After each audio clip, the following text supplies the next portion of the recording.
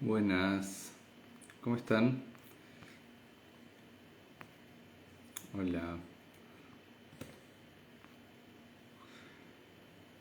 raro volver a los vivos.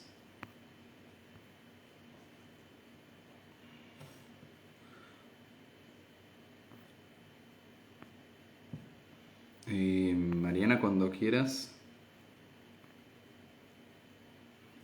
creo que vos me tenés que pedir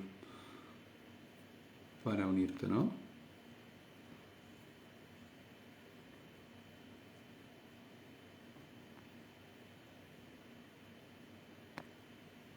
Ahí va.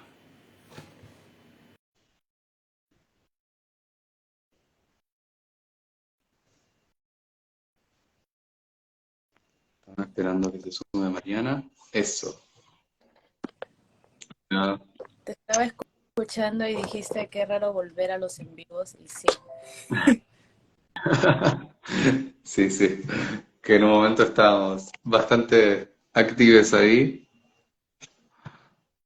Tú hace algunos, en pandemia sobre todo, recuerdo que hiciste varias transmisiones. Claro, hicimos con Ítalo, Carolina, Marielita. Lita, sí, sí recuerdo Sí. que sí vi los en vivos. Y yo he retomado recién este mes, así que lo hice un en vivo con Mónica hace unos días. Hace unos días, Ujú. así nomás, porque justo que cuando estábamos coordinando, justo estabas como que esperando 2 semanas después, ¿no? Pero bueno, Sí. fue mejor que sea hoy.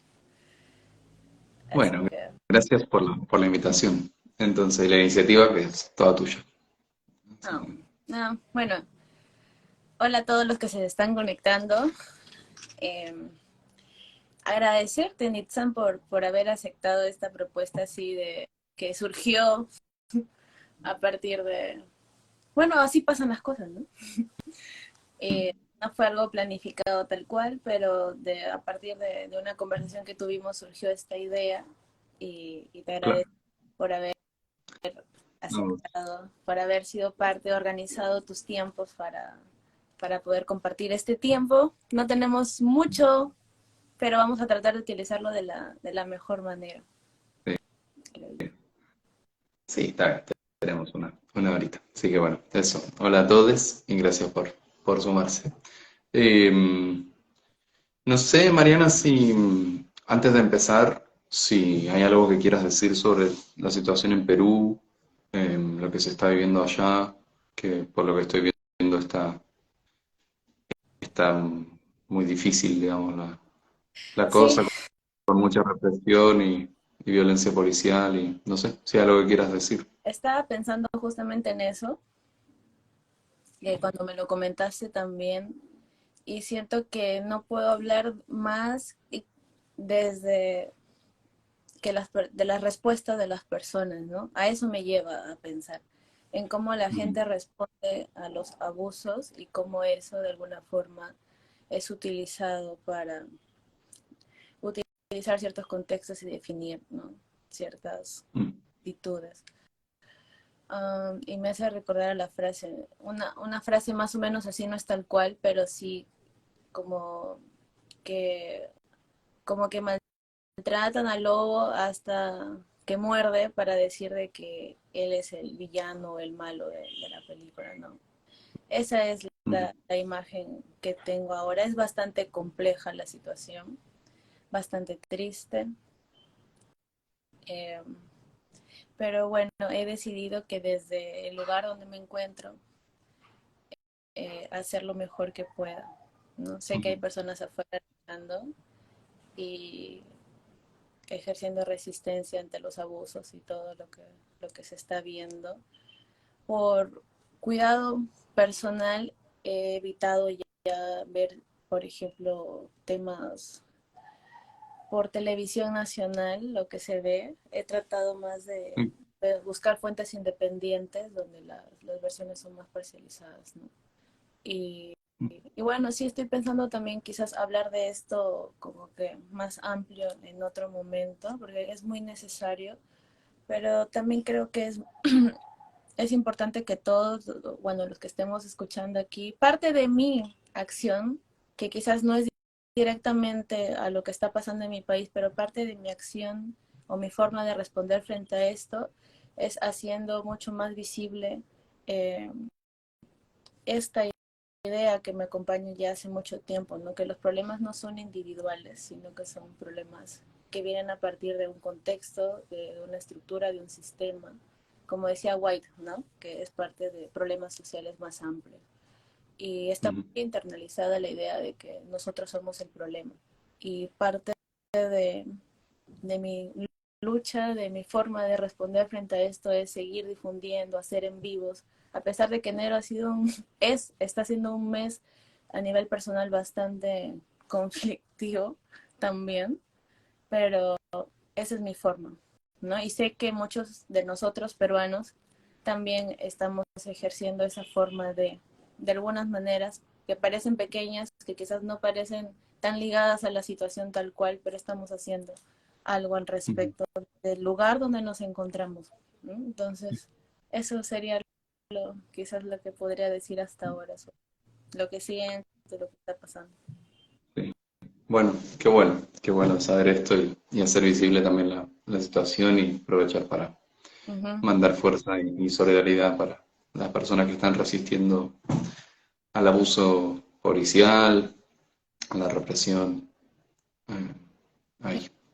Eh, sí. Bueno, Bueno, no sé si, para poner si querés a las empezar. personas que se están conectando, quizás por ahí algunos saben por qué estamos aquí, quizás algunos no conocen muy bien por qué estamos aquí, les apareció que estamos en vivo y les interesó estar aquí, pues le contamos que el día de hoy vamos a hablar sobre el consumo o los consumos problemáticos. Por ahí me preguntaban, pero ¿qué tipo de consumo? Pues conéctate al en vivo porque ahí vas a saber de qué trata, ¿no? Eh, Te agradecía, Nixon, porque justamente el objetivo de hoy es exprimir toda tu experiencia y que la compartas con nosotros, con los que estamos ahora en el en vivo y con los que vamos a quizás la oportunidad de ya reproducir esto después. ¿No? Ujú. Y una de las primeras curiosidades que tenía sobre el trabajo que estás teniendo con este grupo particular de personas es desde hace cuánto Sí. tiempo lo vienes realizando. Sí, bueno, primero eso. Hola, hola a todos y gracias nuevamente por la invitación, Mariana. Y quizás antes de ir a esto me gustaría solo mencionar algunas cositas o hacer visible.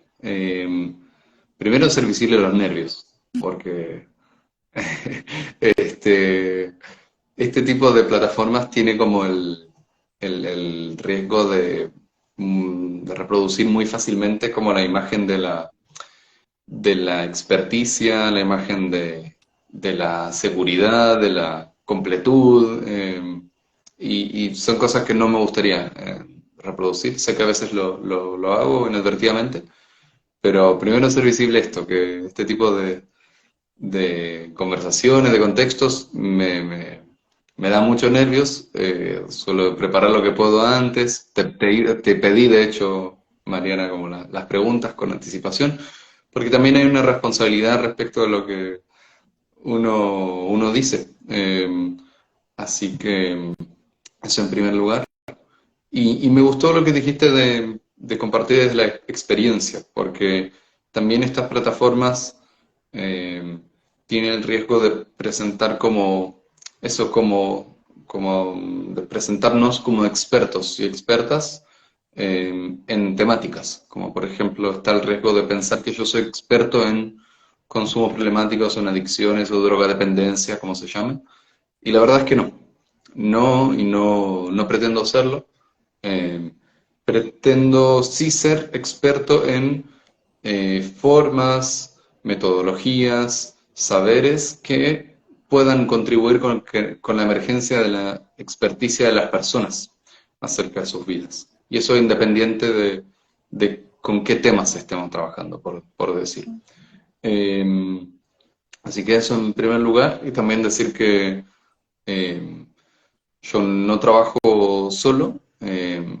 trabajo en colaboración con distintas personas. En este momento, bueno, en el centro, que ahora voy a comentar más, pero desde las prácticas narrativas, y desde resonancias prácticas narrativas, mi trabajo ha sido siempre en colaboración con muchas personas muy queridas, entre ellas Italo Icaro de Pranas, Chile, Marielita de la Otra Historia y muchas otras personas que hacen esto posible también. Así que eso. Eh, y comentar que yo estoy trabajando en un centro de detención, en un centro ambulatorio, se podría llamar, acá en Buenos Aires,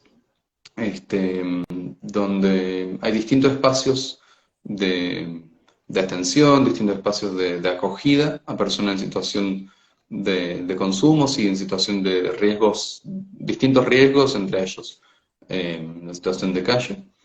Eh, y sí, es donde vengo intentando este, eh, hacer un trabajo significativo para las personas. Yo trabajo tanto con usuarios de drogas y alcohol como con familiares de personas que están consumiendo drogas y alcohol. Así que también es como un aspecto importante me parece, para tener una mirada como interseccional Ujú. del tema, es también tener en cuenta a las personas que están alrededor, digamos, no solo a las personas con las que estamos trabajando, ¿no? Y siempre tener en consideración de las personas que puedan estar más en desventaja, como por ejemplo las niñas, eh, cuerpos feminizados y demás. Eh, Así que eso, no sé. Mientras hablaba, estaba con esta idea, ¿no? De que no me olvide, que no me olvide, del por qué justamente el nombre de lo que vamos a hablar, lo que estamos hablando ya hoy día, es justamente referirnos de una forma diferente a como normalmente se pudo haber llamado, no sé, ¿no? No sé, trastornos de adicción o no sé, algo de adictos, así tal cual nombres. Ni siquiera lo tengo en mi mente porque no es mi forma de referirme a las personas, pero sé que sí, y es mucho lo que se ve de este tipo de palabras o de formas, ¿no? Entonces yo quería consultarte y hablar justamente de esto, ¿no? De cuál es la importancia que tú has notado en la forma de referirnos a ciertas conductas o ciertas formas de ser, como por ejemplo llamar a las personas que tienen consumos problemáticos, que hemos preferido llamarle así a esta conversación, en vez Ujú. de decir las que son adictas a X cosas, ¿no? Sí. Bueno, es una pregunta muy compleja, así que voy a intentar quizás dar cuenta de la complejidad. Eh, pero, claro, hay muchas formas de referirse al tema y calculo que cada una de estas formas abre ciertas posibilidades y cierra otras posibilidades. Históricamente el nombre adicción, y peor todavía como la categoría identitaria, adicto o adicta, eh, me parece que reproduce bastante como una mirada individual sobre el tema, individual e internalizada, que pone el foco en la patología de las personas. Entonces, esto es algo muy complicado a la hora de trabajar con personas y de diseñar políticas públicas, porque hacer referencia al tema como un problema individual, como el resultado de un problema de una estructura psíquica o de una disfuncionalidad familiar o lo que sea, Mucha invisibiliza mucho el contexto. ¿Cómo? Perdón. ética también, como Ujú. socia que, bueno, he tenido padres de esa forma y, bueno, por eso es una condena, algo así también he escuchado Claro. eso. Sí. Me parece que conlleva el riesgo de individualizar el tema, entonces de tomar un tema de una complejidad política, económica, cultural, social enorme, y ubicarlo dentro de las personas, dentro de los cuerpos de las personas. Empezar a medirlas con escalas de normalidad, anormalidad, funcionalidad, disfuncionalidad y demás.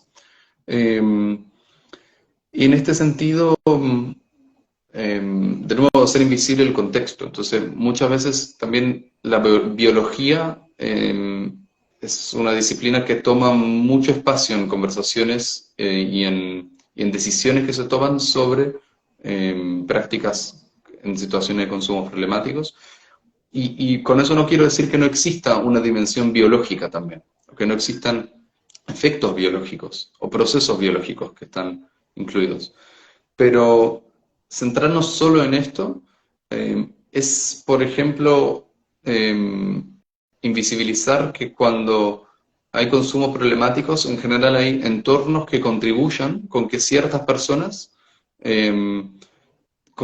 personas tengan que hacer uso de ciertas sustancias y entornos que no contribuyen con que este uso pueda ser un uso recreativo, un uso responsable, un uso cuidadoso.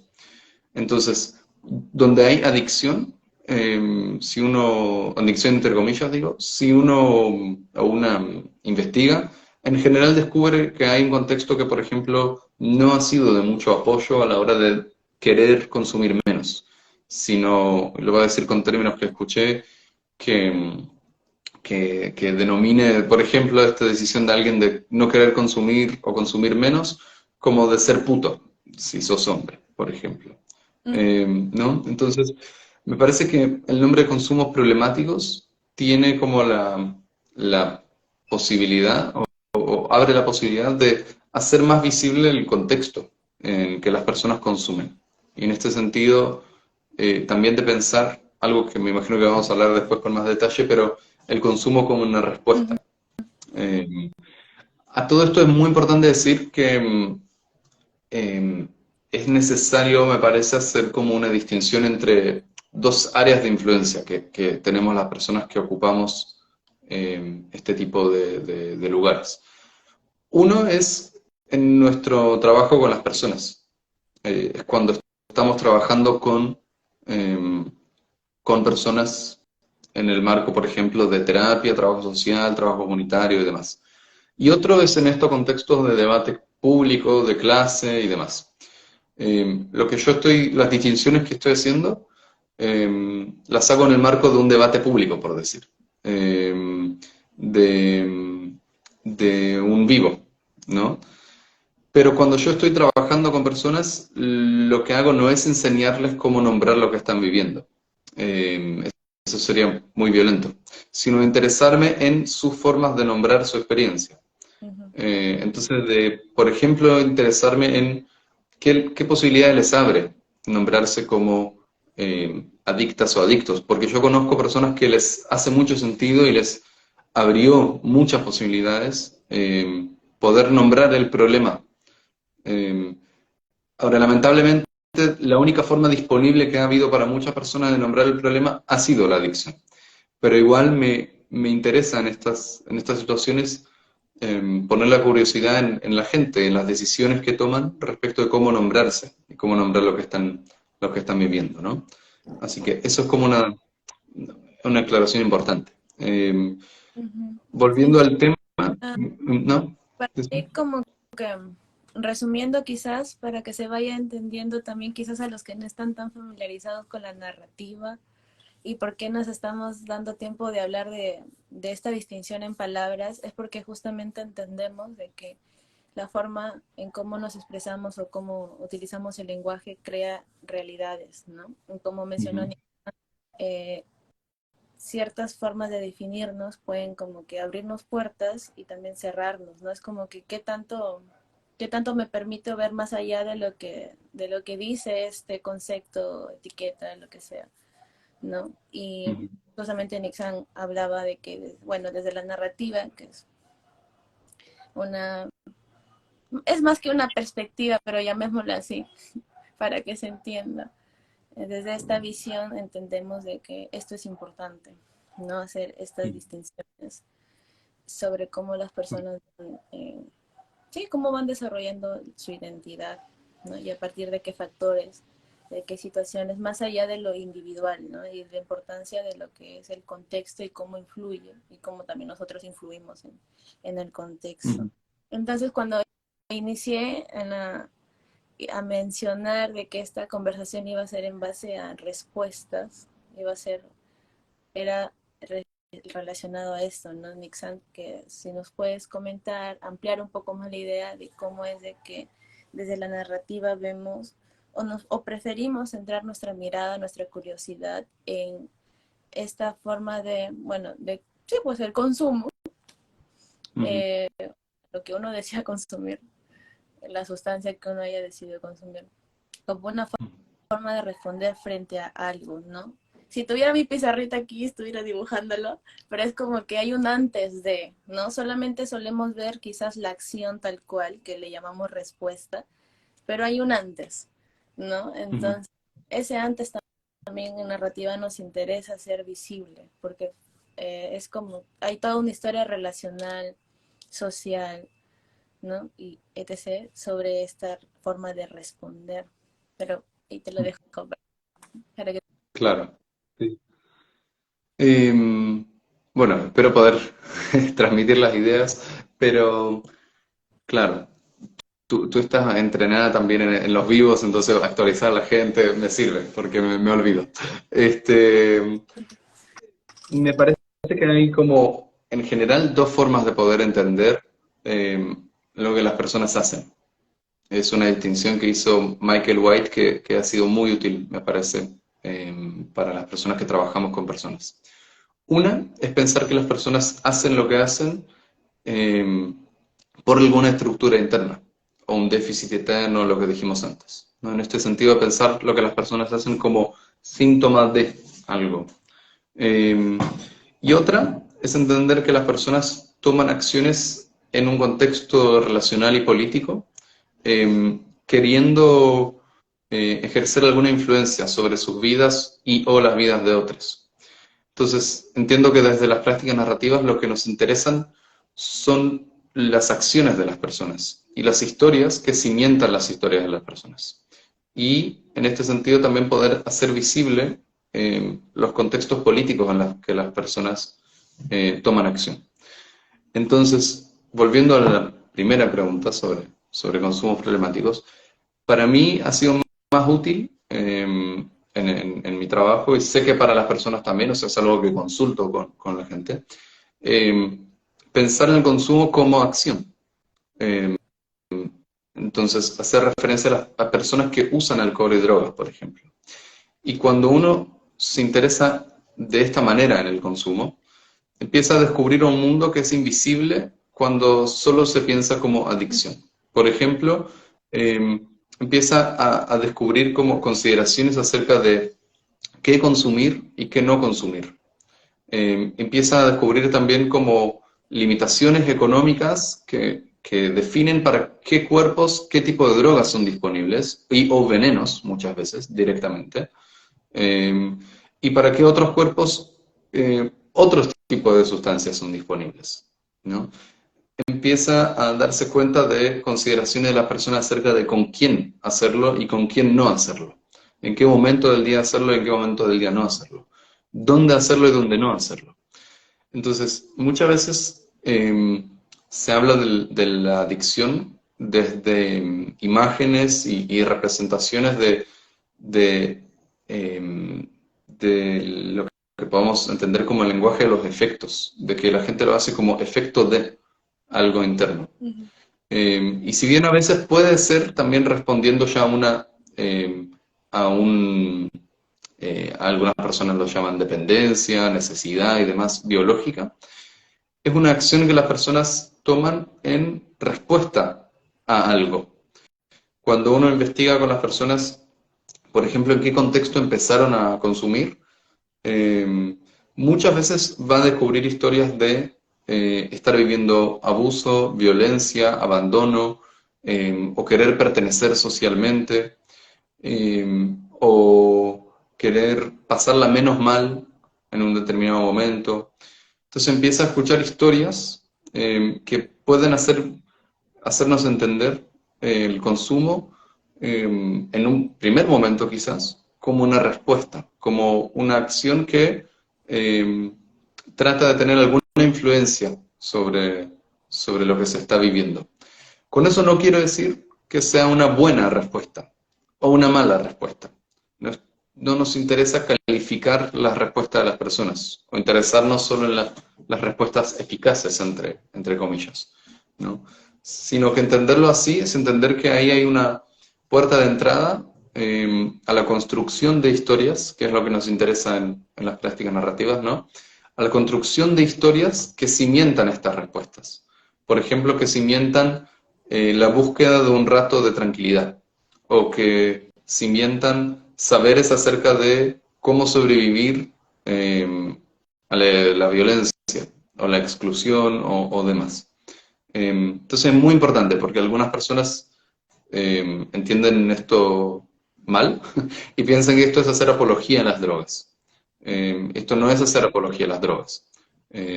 Vamos a tener también tiempo de hablar de lo problemático de los consumos y de cómo sucedió que los consumos llegaran a ser problemáticos para las personas.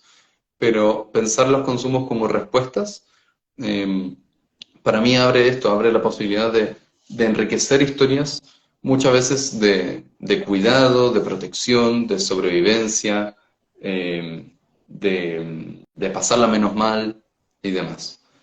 Entonces, en este sentido, también una activista brasilera, trans, que se llama Matusa Sankofa, dice que para muchas personas el consumo en sí es una estrategia de reducción de daños. En este sentido, no podemos centrar nuestras conversaciones solo en los consumos.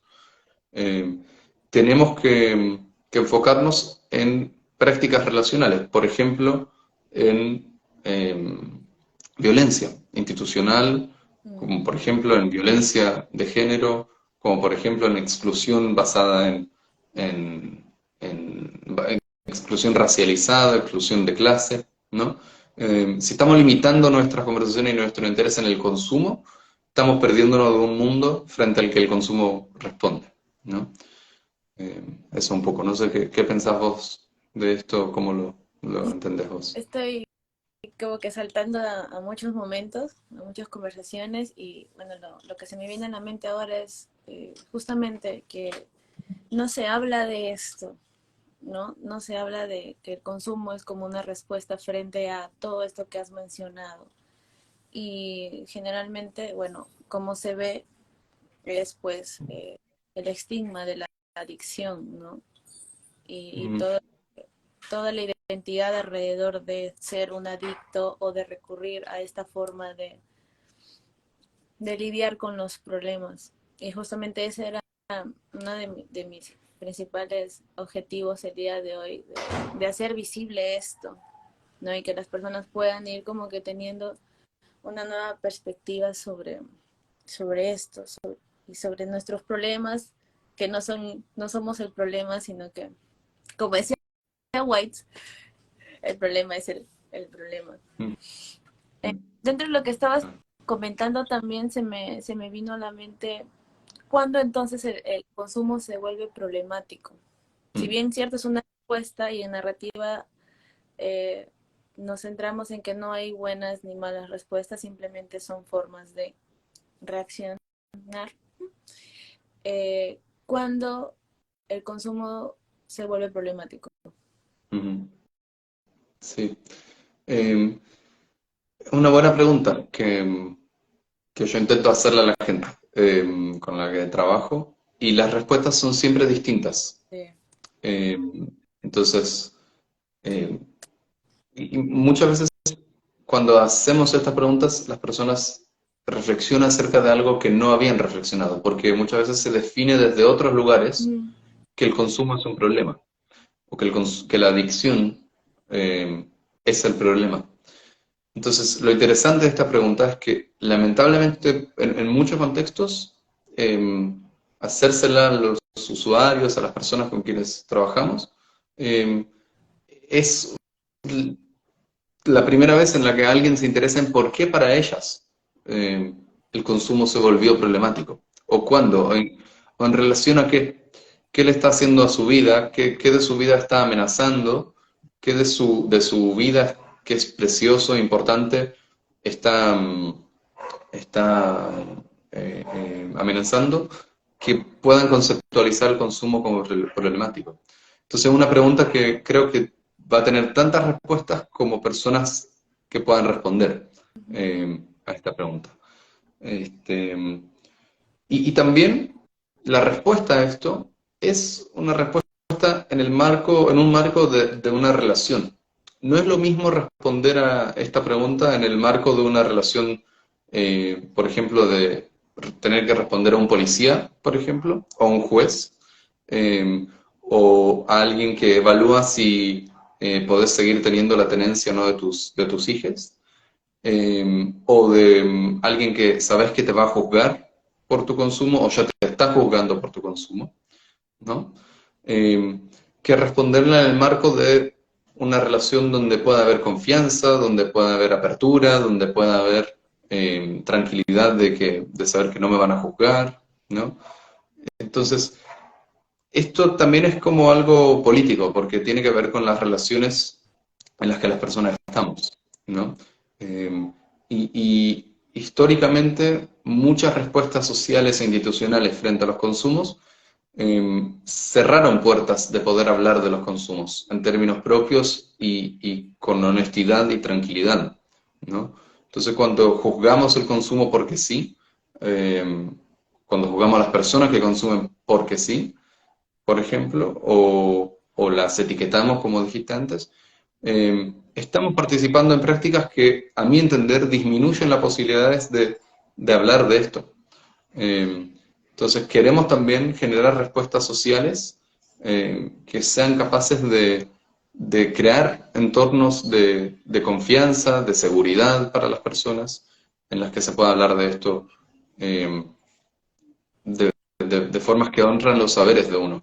Y la complejidad del tema también, porque no es como blanco o negro. Uno puede tener una relación compleja con el consumo, Sí.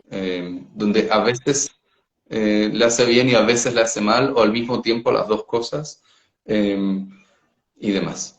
Pero quisiera como traer, compartir un documento colectivo que tengo el permiso de compartir, porque es un documento de autoría colectiva, que recolecta frases que las personas han compartido. Entonces, bueno, acá no puedo compartir el documento en sí, pero es como viene a imitar como los folletos, digamos, los folletos informativos, Ujú. pero en vez de que sea con información experta, es con experticia local. Entonces, la pregunta es, ¿cuándo el consumo en nuestras vidas se vuelve problemático?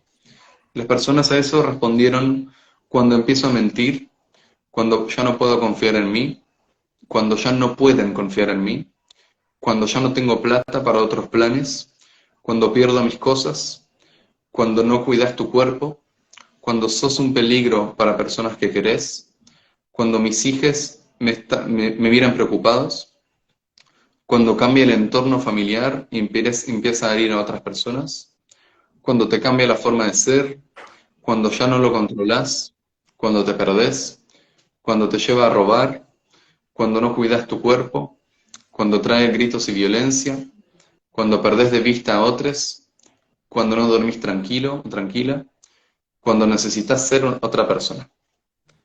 Entonces, estos son como ejemplos, ¿no? De saberes, de saberes que la gente eh, tiene acerca de lo que determinado nivel de consumo le ha hecho a su vida.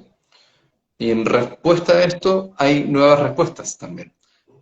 Las personas que consumen siempre están en una relación de doble vía también con el consumo problemático, tomando acciones que minimizan el daño de alguna forma, que crean entornos protegidos para hacerlo, eh, pero de eso quizás podamos hablar después. Sí, Eh, justamente ahora que mencionas los documentos y cómo los documentos en narrativa nos permite rescatar eh, y dejar una evidencia de que esto se dijo, que esto pasó y que esto justamente viene desde la experiencia de cada persona.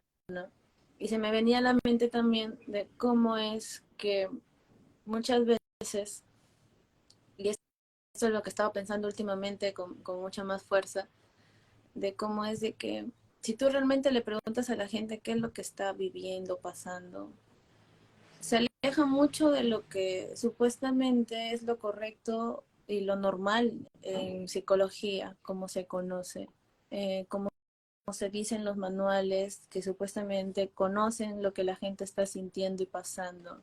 Si tú haces una entrevista así con las personas que están a tu alrededor, te vas a dar cuenta, o sea, en general te lo digo, no específicamente quizás a una población con personas que consumen, sino me refiero en general a que si conversamos y nos escuchamos más realmente, la gente no se siente como dicen que nos debemos sentir, o como ciertas personas que son expertas en ciertos temas de las personas mencionan cómo debemos o sentirnos, ¿no? Entonces, desde ahí también parten como de por sí la palabra adicción o ya ser adicto, ¿no? ¿Hasta Ujú, dónde?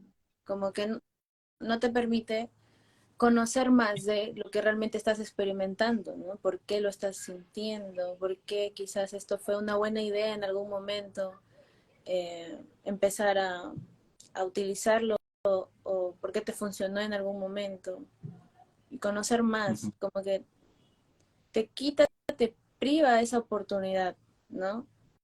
El de definirnos, y esta definición no es individualista, obviamente, sino que es compartida, ¿no? Y eso lo hace mucho más fuerte y potente, y ya se convierte hasta a veces en como que ya tu sentencia de vida prácticamente para muchos, ujú.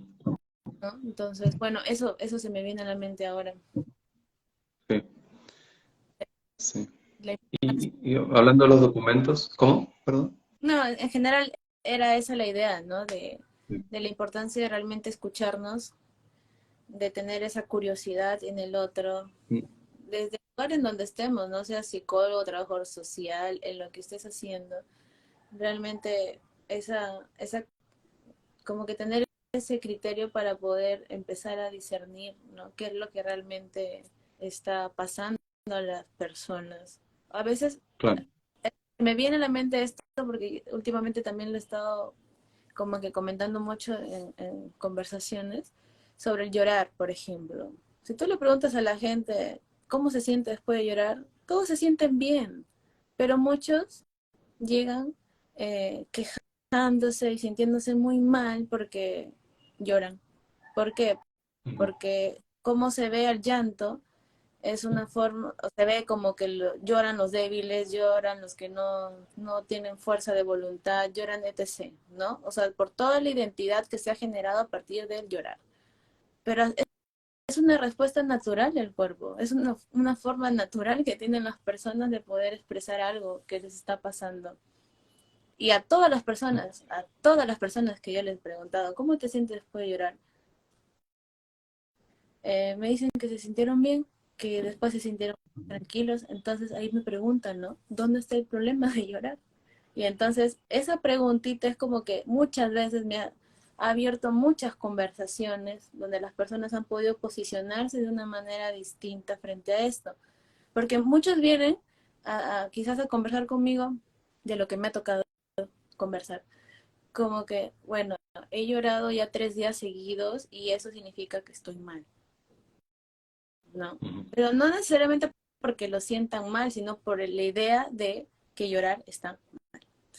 Entonces, lo que estabas conversando más o menos me ha llevado por ahí, ¿no? Mm, Por recordar eso, esa sí, parte desde mi lugar, donde me encuentro trabajando con personas. ujú. Sí. Sí, sí, es importante porque históricamente hay ciertas acciones que son vistas como, de nuevo, como el efecto de algo, ¿no? Y no como respuesta a. Por ejemplo, llorar. Que muchas veces se vive como que el contexto me está haciendo algo a mí. Pero llorar también puede ser una forma de de sentir, puede ser una forma de mostrar que uno no está de acuerdo, puede ser una forma de, de, Ujú. de protestar, aunque sea silenciosamente. Eh, Distintas formas de responder, así que nada, es interesante tu reflexión. También tenía en mente, por ejemplo, bueno, unido también a estos discursos grandes, ¿no? Sobre las personas. Cuando hay una, sí, no vamos a negar, como dijiste, una parte biológica que se activa quizás también con ciertas sustancias en nuestros cuerpos, si estamos como que ingiriendo ciertas sustancias, ¿no? Entonces hay cierta resistencia del cuerpo también a depurar esto o dejarlo en algún momento, ¿no? Entonces, dentro de la experiencia que tienes con las personas que has conversado, por ejemplo, eh, ¿cómo quizás tú como persona que acompaña has podido lidiar o acompañar a ellos también a que no sientan que estos momentos que se les puede llamar como recaídas o situaciones de recaídas, ¿no? Que pueden ser como recaídas, no se vea como que quizás es un retroceso, es que no están haciendo lo suficiente, porque eso es lo que más se entiende siempre cuando alguien quizás continúa haciendo o algo que no, está mal, ¿no? Ujú. Entonces me llama la curiosidad por ahí preguntarte cómo te las has ingeniado o alguna conversación quizás por ahí que te venga a la mente, que nos pueda ayudar a comprender un poco más esta parte. Mm. Sí. Eh, bueno, hay muchas conversaciones sobre esto. Aprovecho para decir, para invitar al taller que voy a, que no lo hice todavía, que voy a dar el 4 y 11 de febrero, donde intento como sistematizar y nombrar estas ideas y contar muchas historias. Eh, Ahí hay más tiempo también para hablar de estas cosas Sí, con claro. detalle. Eh, pero sí, quizás antes de que responda esta Ujú, pregunta, me parece importante decir algo más que no dije, que es que influye mucho desde qué relación también, eh, en qué lugar de las relaciones estamos frente a los consumos.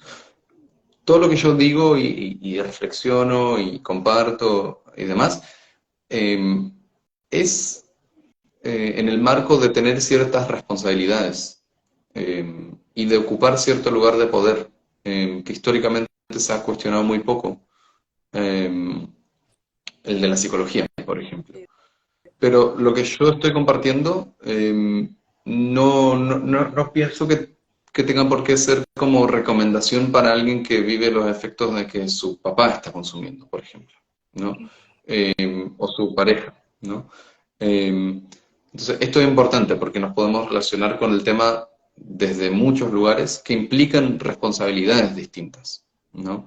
Eh, yo no convivo con las personas con quienes estoy trabajando, ¿no? Si conviviera con ellas por ejemplo, estuviera ocupando el cuerpo de un niño que no entiende quizás qué le está pasando a su papá, mi relación con esto sería muy distinta.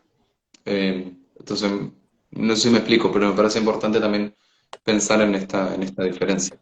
Eh, y en relación al tema de las recaídas, entre comillas, eh, primero, nombrarlo como recaídas es otro como de estos, ujú, como de estas metáforas de la medicina que moldean las formas de entender los procesos de las personas, que hace mucho dejaron de ser metáforas.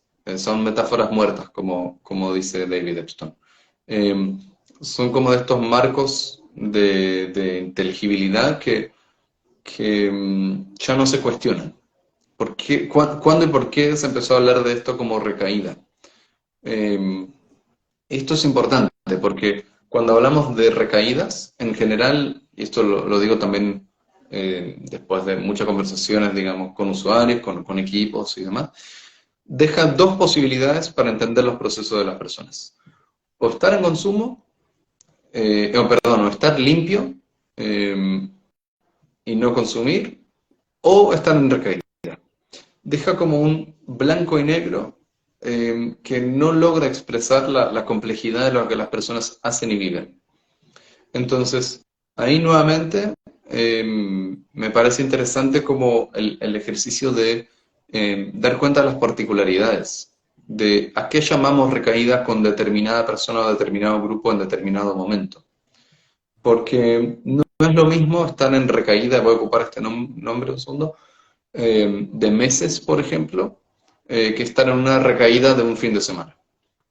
Ahora, en el mundo profesional y en el mundo de los términos que ocupamos, digamos, las personas nombran como recaída las dos cosas. Entonces vienen y te dicen, estoy en recaída. O te vas a enojar porque estoy en recaída, Ujú. ¿no?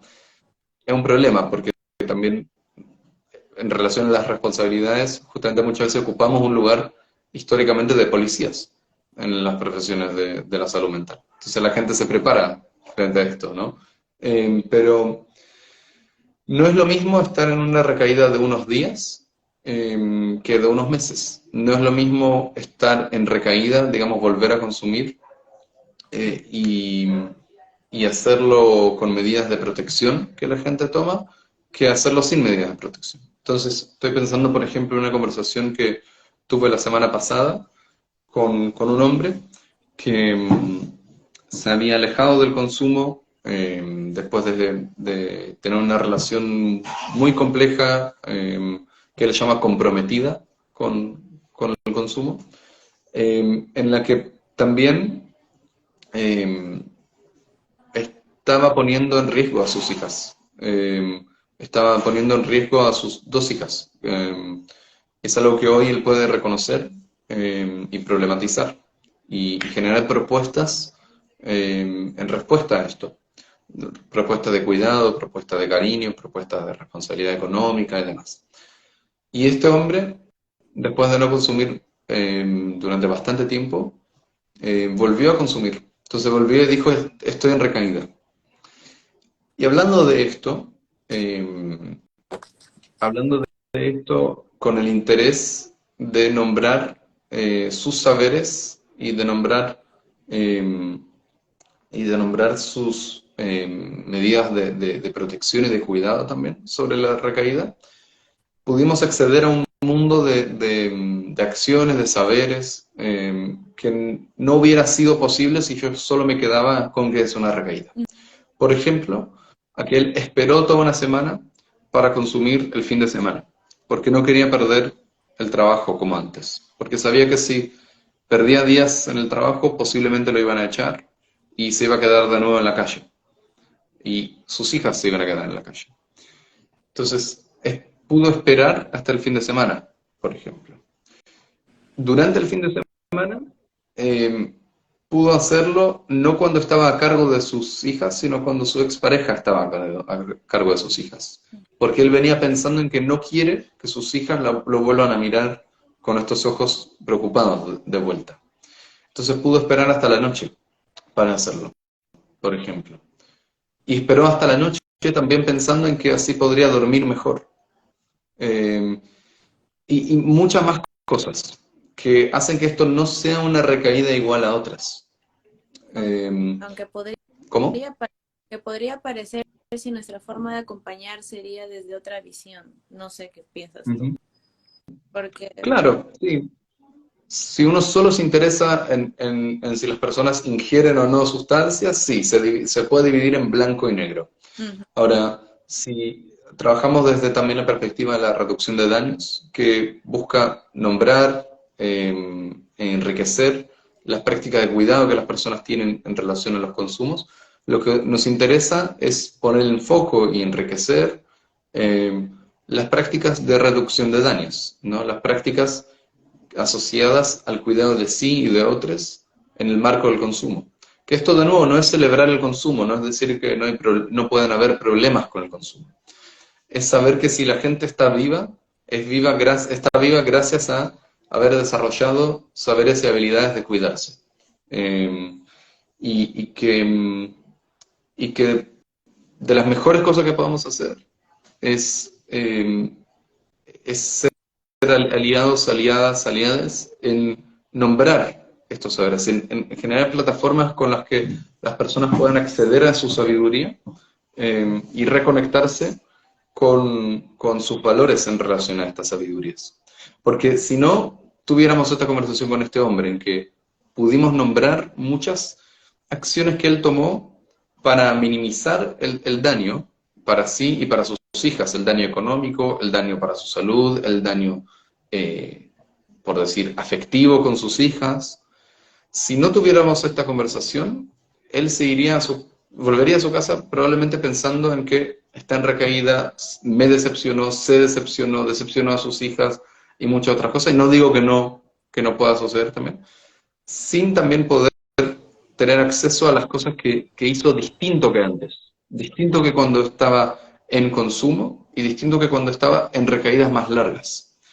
Entonces, me parece que ahí las prácticas narrativas pueden ser muy importantes para, para abrirnos posibilidades en el enriquecimiento de relatos justamente en torno a los cuidados de las personas, ¿no?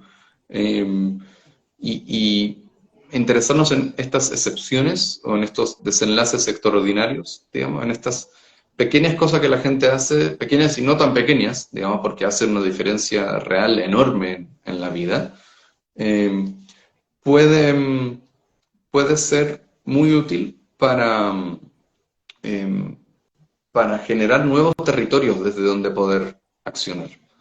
Eh, entonces, esto un poco como algunas reflexiones nomás en torno Sí, a las recaídas, pero no sé, sí. Y de nuevo, eso es algo que sé que para las personas ha sido muy útil. Y cuando, por ejemplo, exploramos esto que han hecho distinto que antes en las recaídas, eh, muchas veces les vuelvo a preguntar al final como, ¿y qué nombre puede tener esto de consumir el fin de semana y no durante la semana, consumir esto y no aquello, consumir a la noche y no de mañana, consumir en tu casa y no en la calle, consumir cuando no estás a cargo de tus hijas, sino que sabes que están seguras con su mamá? ¿Esto es recaída como las otras o es distinto, o tiene otro nombre? Y ahí la gente muchas veces lo nombra de otras formas, eh, como resbalón, por ejemplo, o como darme cuenta de que mis hijas me importan, o como no querer perder mi trabajo. Entonces estamos así, de nuevo, como construyendo eh, de a poco, ¿no? Esto no es algo de una conversación, pero construyendo nuevos territorios desde los que se pueden tomar acciones que hacen una diferencia enorme en la vida de las personas y de su entorno. Y esto, para volver a la distinción inicial, no se acaba con consumir o dejar de consumir, ¿no? Sino que hay un espacio enorme entre estas dos cosas. Así que eso, algunas como eh, ideas que me han estado interesando en este sentido. estaba imaginando la historia de esta persona que estabas comentando y también algunas historias quizás que de alguna manera tocan también la mía, historias que conozco y se me vino a la mente esto, ¿no? De cómo quizás para algunas personas esta forma de conversar eh, puede tener mayor sentido que otras de acuerdo también al contexto en el que viven, ¿no? Y cómo también, como tú dijiste al inicio, cómo el contexto puede influenciar, propiciar que esto pueda por ahí tener un camino distinto, que no se convierta, como decía, ¿no? En esa sentencia de vida y como en otros, como otras historias, quizás esa sentencia sí se termina cumpliendo, ¿no? Entonces, se me viene en la mente quizás hacer visible esto, porque no necesariamente las personas que quizás su vida de alguna manera se convierta en un tipo de sentencia, ¿no? Como normalmente conocemos a la adicción y lo que te dicen es que nunca se cura y que, o que bueno, hay mucho estigma alrededor de eso, ¿no? Como que claro, y hay programas y todo, ¿no? Para ayudar a las personas a que quizás puedan tener otro tipo de, tomar otros caminos en sus vidas, pero también es cierto que no todos llega a pasar, ¿no? Entonces, poner esto sobre la mesa, ¿no? No sé cómo, de las personas que has acompañado, no sé, quizás si por ahí has tenido la experiencia que quizás, no sé, las conversaciones no marcharon como tú esperabas, o como se dieron. A mí me ha pasado algunas veces, no sé, no sé si a ti, pero sobre todo conversar de esto con la intención de hacer visible que el contexto, ¿no? De las personas y que también eso influye mucho, por ejemplo, en qué yo le presto atención, en cómo yo le doy sentido a esto, porque me imagino que esas personas que has acompañado también tienen muchas otras a su alrededor que de alguna manera, o que tienen esta, no sé, le llamo esta percepción quizás o esta sutileza de prestar atención a ciertos detalles y eso hace también que ellos le den sentido a esto y que les haga sentido esta forma de verse a sí mismos. No lo veo como algo tan natural o como algo porque yo sé que no es así.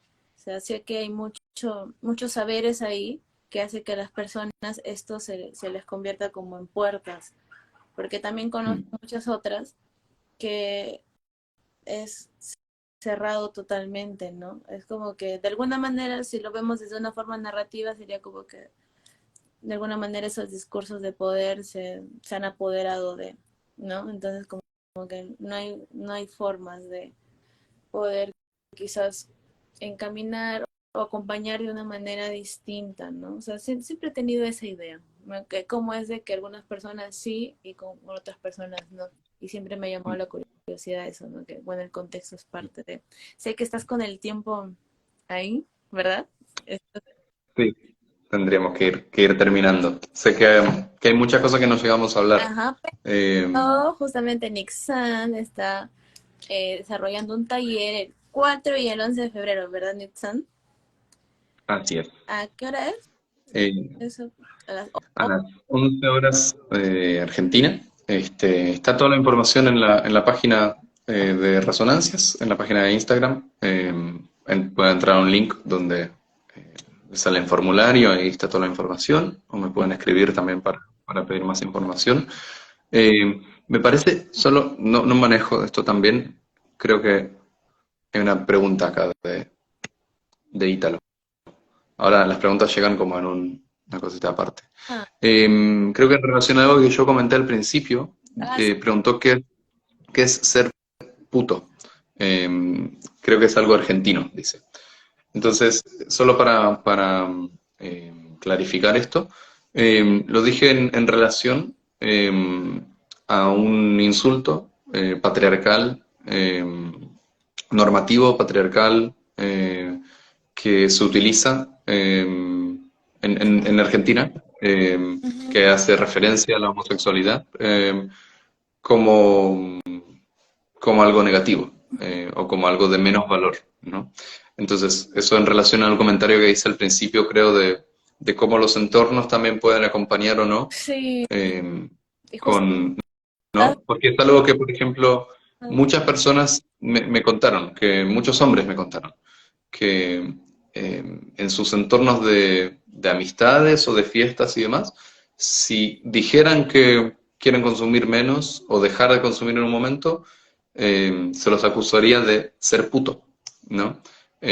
Como una forma horrible de descalificarlos eh, y de no acompañar, por ejemplo, un consumo responsable. Entonces, creo que eso es importante, porque de nuevo, si en relación a lo que dijiste antes, sé que hay muchos estudios, hay mucha idea alrededor de que hay personas más susceptibles a generar adicciones y otras, ¿no? Y muchas ideas de que hay como algunos cuerpos que biológicamente están más susceptibles a esto.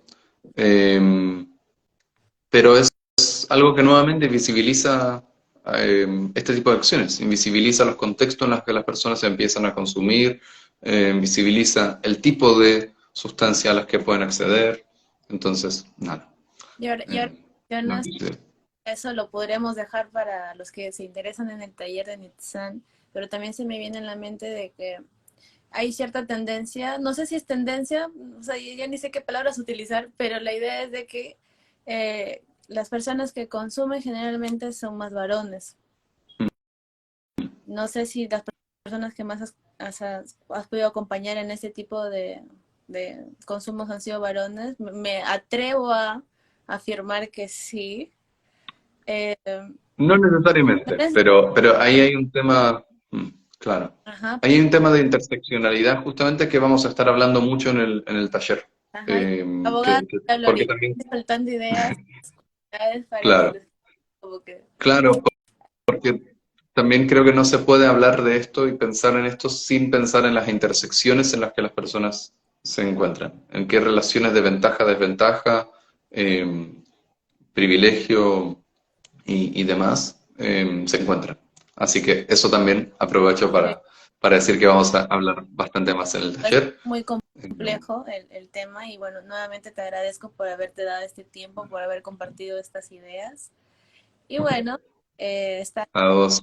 las inscripciones para el taller de Nixal, yo también ya estoy ahí, así que vamos a seguir ampliando más todavía estos conocimientos. Y bueno, Gracias. Gracias a vos, Mariana, por la invitación y muchas gracias a todos los que se sumaron. y Y bueno, nos vemos más adelante. hasta sí. Abrazo grande. Ok. Buenas Bye. Chao. noches. No sé cómo se cierra, pero voy a descubrir. Next.